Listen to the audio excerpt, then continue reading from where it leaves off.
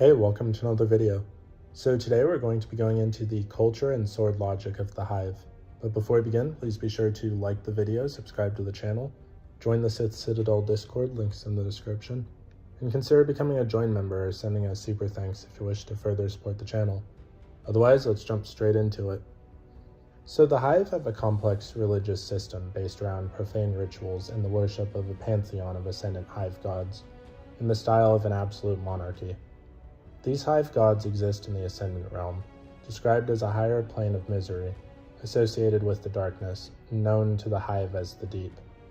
Locked outside of physical reality, not unlike the Vex realms locked out of time. Dwelling within are Sith universes, known as throne worlds of their own creation. Each world houses its respective god's oversoul, which protects them from permanent death should their corporeal bodies be destroyed. The Hive Prince Crota is introduced as one of the youngest Hive deities. Known as the God Knight and the Hope Eater, he and his broods precede the coming of Oryx, when they invade the worlds touched by the Traveler and its light. Oryx is Crota's father, and the central figure of their religion as well as the God King of the Hive. Through his shrines, he maintains contact with his force spread across the universe.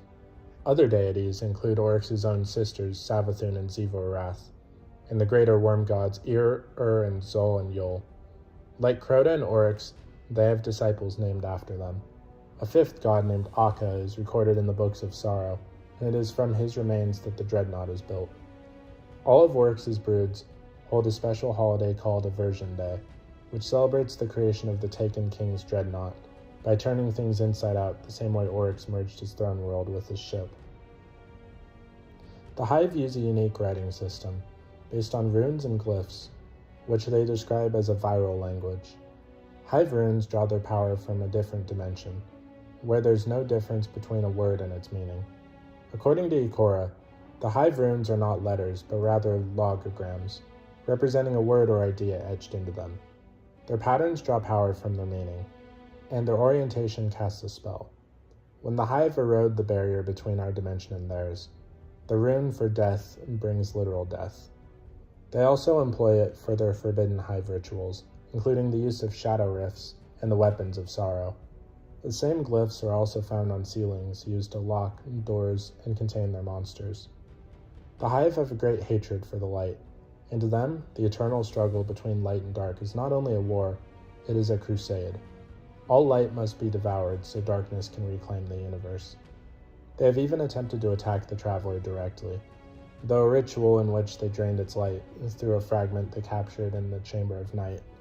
The sword logic acts as a philosophy and a metaphysical system, though which they may gain paracausal powers. It is the antithesis to the prophecy of the light, but more specifically Marasov's bomb logic, which emphasizes complexity and cooperation rather than simplicity and self-interest. The central tenet of the sword logic is that existence, the struggle to exist, and that any entity, whether a life form or a fundamental aspect of nature, which cannot protect itself against defeat, should be rightfully destroyed by a more powerful entity. In the context of intelligent beings, the logic promotes as its ultimate goal the establishment of a systematic, self-proving civilizational structure, which can survive until the end of time, and possibly beyond. An end state often referred to as the last true shape. In following the principles of the sword logic, a being not only demonstrates their ability to survive in the face of existential challenges, but also acquires paracausal power through the darkness. This is known as becoming sharp. The ultimate expression of this power is the ability to access the Ascendant realm, which allows one to create a throne world and thus survive death in the real universe. All power derived from the sword logic must be taken by force, not received as a gift, else it be rendered weak and untrue. The sword logic is the foundation of the entire Hive civilization and its hierarchy. Every Hive must prove itself to become greater, or risk annihilation. This holds true for every Hive, from the tiny thrall to the ascendant Hive god kings, including Oryx and his sisters.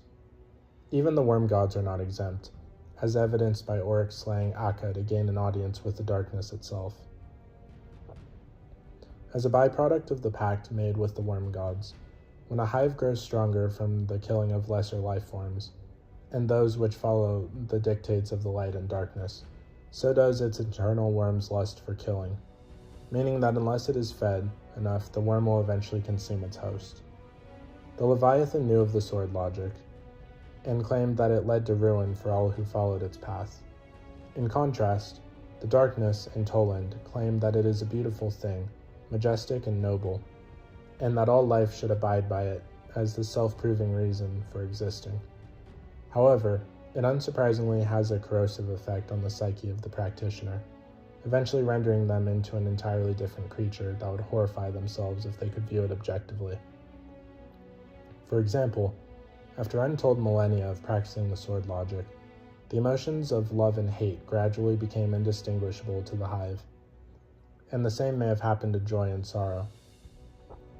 Even Savathun, who convinced Oryx originally to find the worms, expresses doubt as to the validity of their crusade. It is also known that the Winover, which may or may not be the darkness itself, seems to endorse the sword logic as being very much in line with its philosophy and goals. Although the sword logic is treated by the Hive as a central commandment to the darkness, a somewhat cryptic logic is the only way to achieve the will of the darkness. So she herself specifically chose the sword logic as the Hive's guiding principle because she knew that it would ensure the Hive's future supremacy. The Witness itself would also refute the sword logic as a childish game that the Hive had been distracted by. The sword logic serves as a methodology to how individual Hive grow in power. In essence, by killing their enemies, the Hive prove that they are stronger than that enemy, and through the sword logic, gain that strength in reality. When Oryx killed Xivu Arath in his throne world, he proved that he was mightier than her. When Oryx killed Savathun there, he proved that he was more cunning than her. Having proved that he was stronger than both, Oryx demonstrated logically that he was strong enough to take on the worm god Akka, and by killing Akka, Oryx proved he was strong enough to commune with the darkness directly, as the worms did.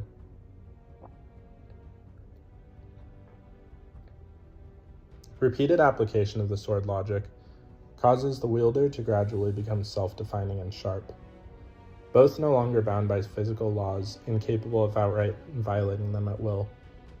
It is existence asserted by violence. Both the Hive and the worm gods, for example, achieve faster than light travel by using their sharpness to cut wounds in space, which they pass through. Due to paracausal entities becoming beyond the normal laws of physics, they are impossible for the Vex's otherwise perfect simulations to model. Resurrection in general is seen as heretical by the Hive who follow the sword logic. To the Hive, death is necessary to attaining apotheosis, as one can only grow stronger after defeating an opponent. If the slain were to be resurrected, it would nullify the power obtained through vanquishing them. However, it should be noted that the rules of death are somewhat different to the Hive than what they are to humans. This is most notably exemplified by the concept of ascendants. Those Hive individuals who have grown powerful enough through the sword logic can move between the physical dimension and the ascendant plane, and carve out a throne world there. So that they are killed in the real world, they may retreat to their throne world and return after a time. Only a death that occurs in one's own throne world is a true final death in terms of the Hive. It appears that dying in another's throne world is reversible, as illustrated in the Books of Sorrow, where Oryx resurrects his sisters, having killed them both within his throne world. It is likely this was possible because the sisters had already established their own throne worlds. Furthermore, the manner in which Oryx brings his sisters back is very particular. He does it by defining their nature through acts of war and cunning. At another point, Xivu Arath calls him back to the deep, where she and Savathun have trapped him in a similar manner. And though describing him, and millennia later, Savathun summons Xivu Arath to Tabadal through an act of war and blood. Another example of Hive dying in another's throne world and then coming back is Iryet, the Death Singer, being one of the bosses of the raid Crota's End. She dies in his throne world, but can later be seen attending Crota's ritual by passing in the mission Last Rites. Crota's maid Omnigul is also notable for returning after having been killed by the Guardians, but it can be a hint towards her being an ascendant Hive. All those instances are not truly resurrection in terms of the Hive, thereby not being contradictory to the sword logic. Accepting power bestowed by more powerful beings is also a violation of the logic. To obtain power, one must take it by force. As such, Nokris, who learned the secrets of necromancy from Zol, was branded a heretic, exiled from his kind, and condemned to obscurity as his father removed nearly all traces of his name. A potentially ruinous oversight of the tithing system set up by Oryx directly disobeys the sword logic. As stated in his dialogue with Akka, the Worm of Secrets, to have something be given instead of taken by force violates the core pillars of the deep. Seeing as the desolation wrought by the lesser hive warriors is willingly given to those who are higher in the hierarchy, the method used to prevent their worms from consuming them may actually directly oppose the philosophy on which their civilization has been founded. After the deaths of Oryx and Crota at the hands of light-bearing guardians, more Hive had chosen to go against the sword logic for the sake of survival. Turning to the ritualistic taboos of necromancy like Nokris, before and even forming their own tithing system like Savathun, who created the concept of Imbaru as an alternative means to gain tribute through acts of cunning and deception. Even the surviving daughters of Crota committed their own heresy by remaking Zulmak, the instrument of torment, into a hive abomination. Infused with the essence of nightmares with the arrival of the pyramids, Eris Morn surmised the hive committed more empowered or self-destructive sorcery out of desperation in a future arms race for the witness and its gifts. Despite being seen as a heretical sect, the hive of the Lucent Brood still conduct the sword logic, even if they had become blessed by the Traveler's Light. In one of these instances, a knight battled a light-bearer wizard, in which both would continually kill each other, invoking existence as worthiness. That which cannot defend itself must die. And this is the one true shape, Ayat, restating the sword logic's first tenet. The witness viewed the sword logic as a childish game, born of a misunderstanding of its own philosophy, and its vision of the final shape being more all-encompassing than that envisioned by the hive. Whereas the hive believed that only one entity will ultimately become the final shape, after having destroyed everything else in the universe. The witness sought a final shape in which all living beings would be incorporated into a perfected, eternal, calcified version of reality. It nonetheless acknowledged that the sword logic is useful in motivating and empowering the hive as they carried out its will throughout the cosmos. As revealed by Asha, the deputy commander Sloan, the worm gods originated as members of the proto-worm species that lived on the planet Fundament, who became corrupted by the witness's philosophy, and then began slaughtering one another in order to achieve ascendancy through the sword logic. The Vex first learned of the sword logic when Crota accidentally cut open a portal into one of their sealed dimensions. At first they were confused. Their models and projections clashed horribly with the physics of Oryx's throne world. In response, they manifested Kira, Blade Transform, who quickly deduced the source of the hive's power and organized a series of test invasions in a plan to bootstrap itself to godhood according to the hive's own rules. Cabal Emperor Callus knew of the story of Oryx and his species through a device called the Oxa machine, and of their fall to the worm gods. Though he loathes the hive as simple pretenders and their sword logic as an excuse to escape the inevitability of death after having spoke with the witness personally. The Martian Cabal legions have little to no experience with the sword logic, having never engaged with the hive in protracted combat except once on the moon, and knowing that the hive had weapons or tactics which effectively neutralized Guardian Resurrection.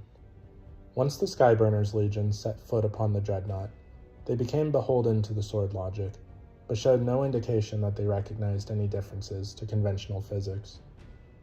The Baron of the Scorn, known as Hirax the Mindbender, has dedicated himself to understanding and harnessing the sword logic and other hive secrets. After the death of Cade VI, he has apparently been successful in carving out his own throne world in the Ascendant Plane, and has the ability to sway lesser hive creatures to follow his whims. In order to defeat Oryx for good, and by extension Crota, though unwittingly, the Guardians tapped into the power of the sword logic, as even Light was forced to obey it within the bounds of his throne world. However, in defiance of the sword logic's edicts, The Guardian did not claim their enemy's power. This infuriated Toland as he saw the raid team which killed Oryx and his court leave without taking his place, leaving his power open to be seized by another, and meaning that all he had worked for was for nothing. The process of creating Taken transforms a victim into more perfect form, closer to the desired end state of obeying the sword logic. As Taken are not known to obey the conventional HIVE hierarchy and tribute system, it may be that their new forms have rendered these systems completely unnecessary. So what did you guys think of the HIVE and their sword logic? Please let me know in the comments down below. If you haven't already, please be sure to like the video, subscribe to the channel, join the Sith Citadel Discord, links in the description, and consider becoming a join member or sending a super thanks if you wish to further support the channel. Otherwise, I'll see you in the next video.